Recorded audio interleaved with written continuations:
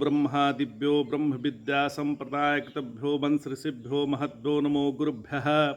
सर्वोपल्लवरहिता प्रज्ञानघनः प्रगर्थो ब्रह्मेवामस्मि। ओं नारायणं पद्मं वशिष्ठं शक्तिं च तत्पुत्रं पराशरं च व्यासं शुकं गौडपदं महान्तं गोविन्दयुन्मथास्य शिष्यं श्रीशङ्कराचार्यमथास्पदपादं च हस्तामलकं च शिष्यं तं तोटकं वर्ति कार्यमन्नास्मद्गुरुसन्ततो मानतोऽस्मि। श्रुतिस्मृतिपुराणानाम् आलयं करुणालयं नमामि भगवत्पादं शङ्करं लोकशङ्करं। शङ्करं शङ्कराचार्यं केशवं बादरायणं सूत्रभाष्यकृतो वन्दे भगवन्तो पुनः पुनः।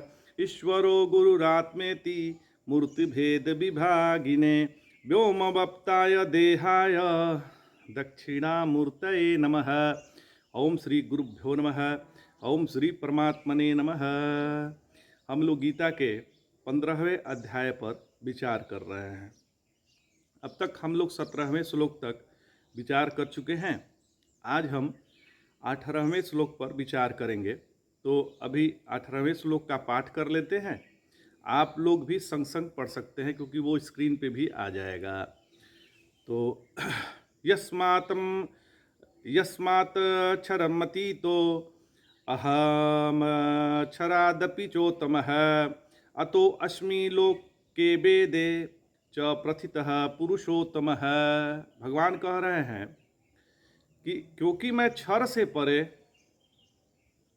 से मैं परे हूँ और अक्षर से भी उत्तम हूँ, इसलिए मैं लोक और वेद में पुरुषोत्तम नाम से प्रसिद्ध हूँ। यहाँ पे भगवान अपने को पुरुषोत्तम कह रहे हैं, जो पुरुषों में उत्तम है। तो यह अक्षर शब्द से जीव या माया समझना चाहिए। ये अक्षर जो शब्द है उसे या तो आप जीव समझ सकते हैं या तो माया समझ सकते हैं। और क्षर से प्रकृति और उसके कार्य समझना चाहिए। अब पुरुषोत्तम किसे कहते हैं? तो आता है राजानो यह प्रशंसन्ति यम प्रशंसन्ति पंडिताः साधवो यम प्रशंसन्ति स पार्थम पुरुषोत्तम।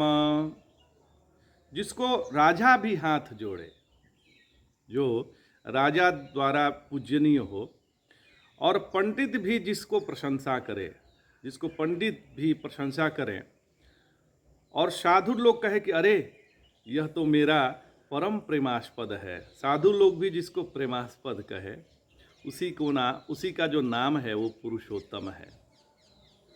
पुरुषेषु प्रथमादिषु उत्तमः पुरुषोत्तमः। पुरुषेषु क्षरादिषु उत्तमः पुरुषोत्तमः। देखिए, पुरुषेषु प्रथमादिषु उत्तमः पुरुषोत्तमः, पुरुषेषु क्षरादिषु उत्तमः पुरुषोत्तमः। तो नारायण परमात्मा को अपने से अन्य के रूप में यदि हम पहचानेंगे तो यह हमारा सबसे बड़ा पाप होगा। वैसे देखा जाए जीवन में सबसे बड़ा पाप क्या है? तो सबसे बड़ा पाप है अपने आप को देह मानना कि मैं देह हूँ। ये सबसे बड़ा पाप है। फिर हम हैं तो साक्षात सच्चिदानंद स्वरूप, और अपने आप को हम देह समझ लिए हैं तो हम साक्षात सच्चिदानंद सत्यचित आनंद स्वरूप हमारा स्वरूप है। हम अपने आप को देह मान के बैठे हुए हैं। फिर हम देहात्म भाव से जीने लगे। थोड़ा सा चिंतन करके देखें तो किसी भी गणित से यह देह मैं हूँ यह नहीं समझ में आता है। किसी भी गणित से देख लीजिए। तो यह जो गलती है कि अपने आप को देह के रूप में स्वीकार करना, यह सबसे बड़ा पाप है। तो इसी एक पाप के कारण हमें सब परेशानी होती है। जीवन में जो भी परेशानी होती है, यही एक बड़े पाप के कारण से होती है कि हम यह देह हैं। इसलिए जब तक जगत में रहेंगे तब तक हम संग्रह और संबंधों में फंसे रहेंगे। संग्रह और संबंध ही हमें जगत में फंसाए रखती है। और जगत में है क्या? संग्रह करते हैं और संबंध बनाते हैं, इसके अलावा हमने क्या किया है? और यही परेशानी का वजह है। किसी भी हालत में जो अनुभव प्रारंभ होकर खत्म हो जाता है वह मन की कल्पना है। जो अनुभव प्रारंभ होता है और उसका नष्ट होता है वह मन का अनुभव है।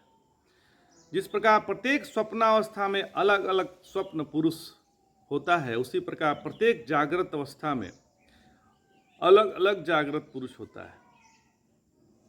कल जो हम सोए थे और आज जो जग गया है वह पुरुष कल वाला नहीं है। तो मतलब हर जागृत अवस्था हमारे नए पुरुष को जन्म देती है और हर स्वप्नावस्था नए स्वप्न पुरुष का जन्म देता है।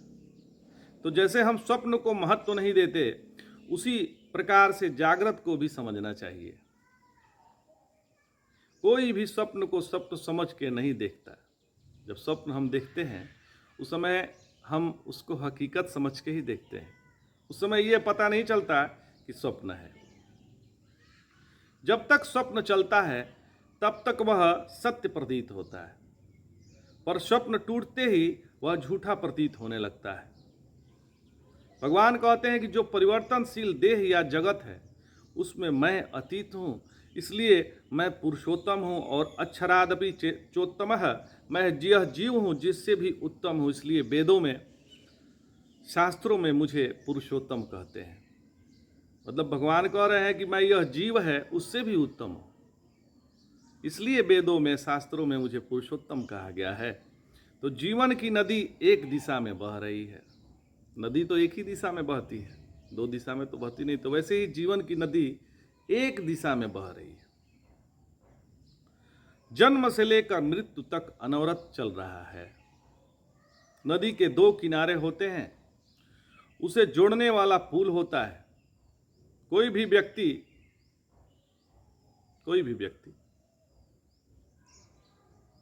पुल पर अपना मकान नहीं बनाता। जो भी व्यक्ति हो वो अपना पुल पे मकान नहीं बनाता है, या तो इधर रहो या उधर रहो।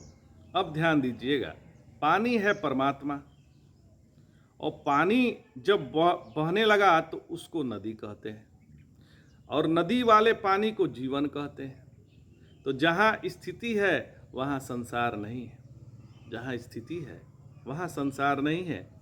एक एक बात स्पष्ट समझ लेने की ज़रूरत है, स्पष्टतः समझ लेने की ज़रूरत है कि पानी बहने लगा, जीवन की नदी बह रही है। नदी हमेशा उद्गम से चलती है, अंत तक जाती है। माने जन्म से लेकर मृत्यु तक। जन्म मृत्यु जीवन का है, जीव का नहीं है।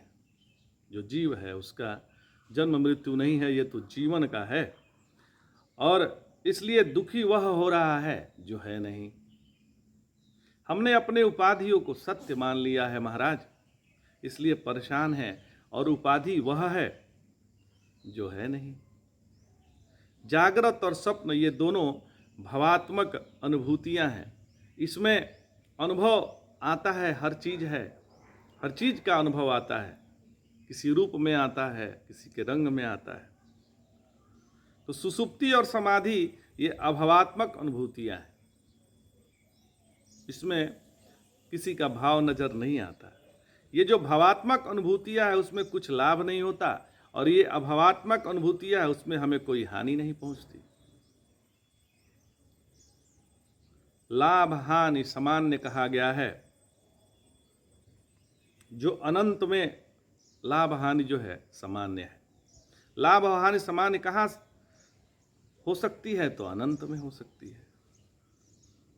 इसी को बताने के लिए भगवान कहते हैं, सुख दुखे समेक कृत्वा लाभा लाभो जया जयो। जब लाभ हानि समान हो गई और जब जय पराजय सामान्य हो गया, सुख दुख समान हो गए, और ऐसे जो पुरुष हैं वो उत्तम पुरुष हैं, जिसके लिए जय पराजय सामान्य है, जिसके लिए सुख दुख सामान्य है, जिसके लिए सुख दुखे समय कृत्वा लाभो लाभो जया जयो, जय और पराजय जिसके लिए सामान्य है, जिसके लिए लाभ और हानि समान है, जिसके लिए सुख दुख समान है, वही पुरुषोत्तम है।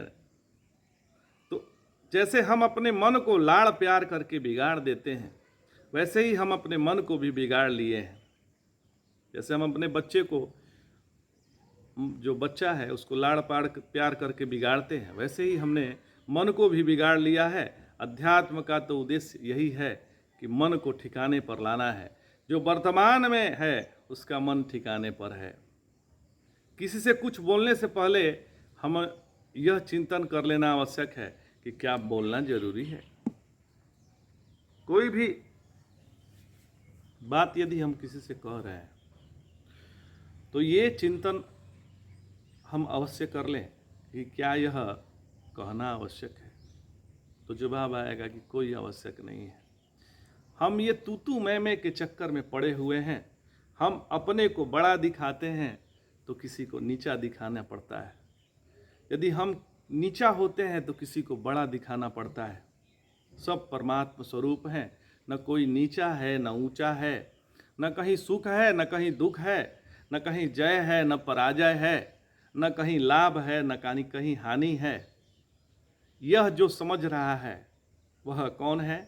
वह पुरुषोत्तम है। वही पुरुषोत्तम है। तो आज इतना ही।